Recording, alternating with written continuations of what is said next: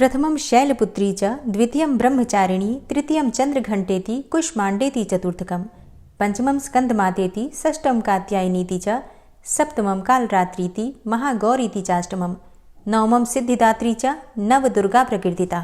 ओम दुम दुर्गाय नमः। आप सभी का आपके अपने चैनल धर्म साधना में बहुत बहुत स्वागत है। माँ भगवती दुर्गा की कृपा सदैव आप और आपके समस्त परिवार पर बनी रहे। दोस्तों, आज की वीडियो में मैं आपसे बात करने वाली हूँ माघ मास की नवरात्रि के बारे में। माघ मास में आने वाली नवरात्रि को गुप्त नवरात्रि कहा जाता है। जैसे कि आप सभी जानते हैं कि वर्ष भर में 4 नवरात्रि होती हैं, 2 गुप्त होती हैं और 2 प्रकट नवरात्रि। आश्विन मास और चैत्र मास की जो नवरात्रि होती है उसे कहा जाता है प्रकट नवरात्रि, और इसके अलावा माघ मास में और आषाढ़ मास में जो नवरात्रि आती है उसे हम कहते हैं गुप्त नवरात्रि। और जिस प्रकार से प्रकट नवरात्रि में हम माँ दुर्गा के 9 स्वरूपों की पूजा आराधना करते हैं, उसी प्रकार से गुप्त नवरात्रि में माँ दुर्गा के 10 महाविद्याओं की आराधना की जाती है। और ये 10 महाविद्याएं भी माँ दुर्गा का ही स्वरूप मानी जाती हैं। और इन 10 महाविद्याओं के नाम हैं माँ काली देवी, माँ तारा देवी, माँ छिन्नमस्ता, माँ षोडशी देवी, माँ भुवनेश्वरी, माँ त्रिपुर भैरवी, माँ धूमावती, माँ बगलावती, माँ मातंगी और माँ कमला देवी। गुप्त नवरात्रि में इन 10 महाविद्याओं की आराधना करने से समस्त प्रकार की सिद्धियां प्राप्त हो जाती हैं। जैसा कि नाम है गुप्त नवरात्रि, तो इसमें गुप्त रूप से पूजा की जाती है, आराधना की जाती है, मंत्रों का जप किया जाता है, सिद्धि प्राप्ति के लिए साधना की जाती है। अपनी कामना को पूर्ण करने के लिए, मतलब जो भी आपकी कामना हो, धन प्राप्ति की हो, संतान प्राप्ति की हो, विवाह की हो, या फिर माँ की कृपा पाना चाहते हो, है ना, कोई सिद्धि प्राप्त करना चाहते हैं, तो उसके लिए भी अपनी इच्छा के अनुसार किसी भी मंत्र का अगर आप अधिक से अधिक संख्या में जप करते हैं, संकल्प लेकर पूरे 9 दिनों तक, तो गुप्त नवरात्रि में जपा गया जो मंत्र होता है अत्यंत ही फलदायक होता है। मतलब बहुत जल्दी सिद्धि को प्राप्त हो जाता है। और जिस भी कामना को पूर्ण करने के लिए आप मंत्र जप करते हैं, आपकी वो कामना पूर्ण हो जाती है। क्योंकि जो साधना होती है गुप्त रूप से की जाती है, इसलिए इसका फल भी बहुत अधिक प्राप्त होता है। और हाँ, साधना की विधि सबके लिए थोड़ी अलग होती है। जैसे कि जो तांत्रिक है उनकी विधि अलग है, कठोर नियम का पालन करते हैं वो।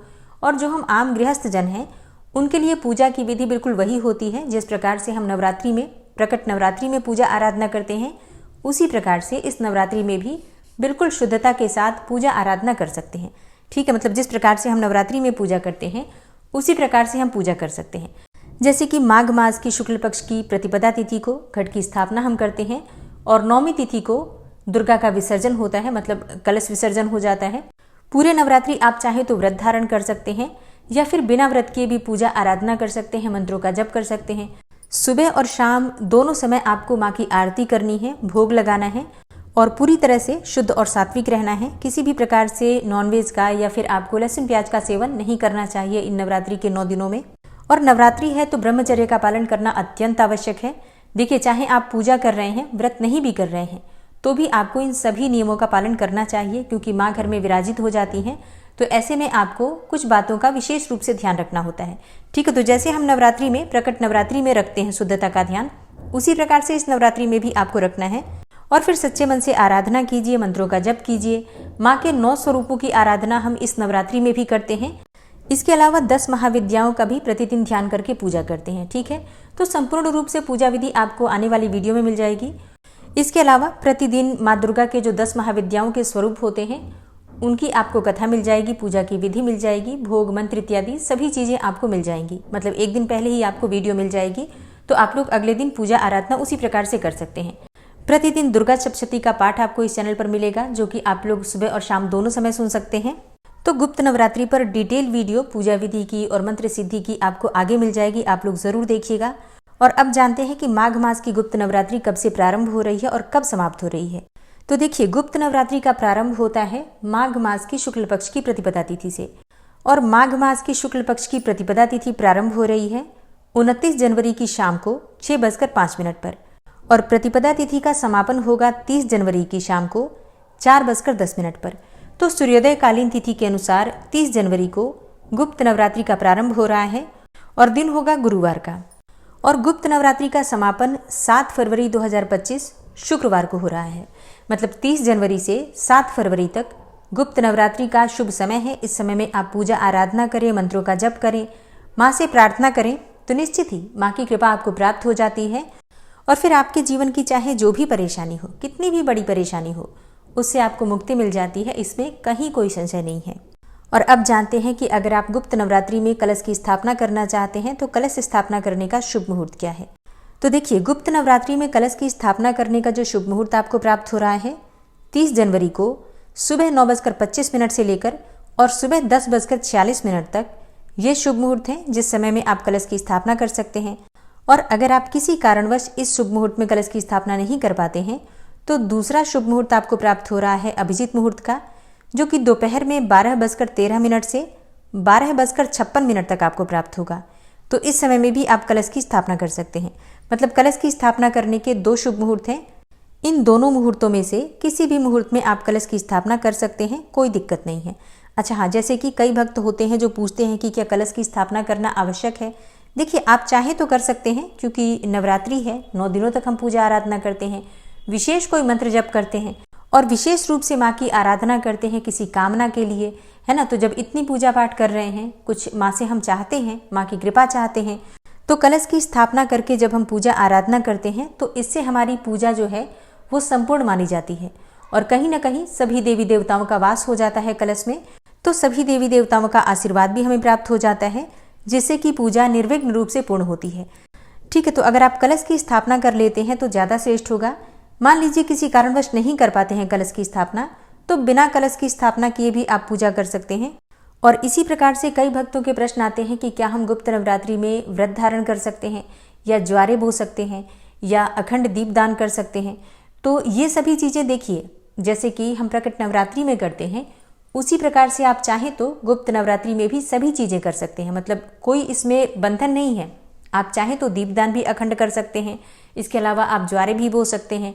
और जैसे हम प्रकट नवरात्रि में व्रत करते हैं, उसी प्रकार से आप चाहें तो व्रत भी कर सकते हैं। ठीक है, मतलब सब चीज़ें उसी प्रकार से कर सकते हैं। लेकिन अगर आप नहीं कर पाते हैं, व्रत नहीं कर पाते हैं, या फिर अखंड दीपक नहीं जला सकते हैं, कलश नहीं स्थापना कर सकते हैं, या फिर आप ज्वारे नहीं बो सकते हैं, तो भी आप इस नवरात्रि में सिर्फ माँ के सामने दीप जलाकर और सुबह शाम आरती करके भोग लगाकर भी अधिक से अधिक मंत्रों का जप करके इस नवरात्रि का संपूर्ण फल प्राप्त कर सकते हैं। ठीक है, तो सिद्धियों के लिए जानी जाती है ये नवरात्रि, और हम इस समय में ज़्यादा से ज़्यादा मंत्रों का जप करते हैं, साधना करते हैं, विशेषकर रात्रि के समय में। ठीक है, मतलब जो समय जितना शांत हो, जितना एकाग्रचित्त होकर आप मंत्रों का जप कर पाते हैं, उतना अधिक श्रेष्ठ फल प्राप्त होता है। अब जैसे अगला प्रश्न आता है कि क्या हम नवरात्रि में कन्या पूजन कर सकते हैं गुप्त नवरात्रि में। जी हाँ, बिल्कुल कर सकते हैं। कन्या पूजन भी आप कर सकते हैं, और कन्या पूजन करने से आपके गुप्त नवरात्रि की कोई भी बात प्रकट नहीं होती है। ठीक है, मतलब इस नवरात्रि में जो बात आपको विशेष रूप से ध्यान रखनी है कि आप जो मंत्र जप कर रहे हैं वो मंत्र आप किसी को नहीं बताते हैं। किस कामना से मंत्र जप करते हैं वो कामना आपको किसी को नहीं शेयर करना है। और गुप्त नवरात्रि में आप व्रत धारण कर रहे हैं, पूजा कर रहे हैं, कौन सा मंत्र जप कर रहे हैं, किस प्रकार से कर रहे हैं, इस बात को किसी के भी सामने चर्चा नहीं करना है। ठीक है, मतलब इस बारे में किसी से भी बहुत अधिक या फिर बिल्कुल भी बात नहीं करनी है। ठीक है, मतलब ऐसा नहीं है कि आपके परिवार के सदस्यों को आप नहीं बता सकते हैं। बिल्कुल, जब आप पूजा करेंगे तो घर में जितने भी लोग होंगे उन्हें तो पता चल ही जाता है, लेकिन उनसे भी आपको ये नहीं बताना है कि आप किस मंत्र का जप कर रहे हैं और किस कामना से कर रहे हैं। ठीक है, तभी हमारी कामना पूर्ण होती है जब हमारी बात सिर्फ माँ को ही पता हो। ठीक है, मतलब भक्त और भगवान के बीच में ही बात रहे तो वो बात जल्दी पूरी हो जाती है।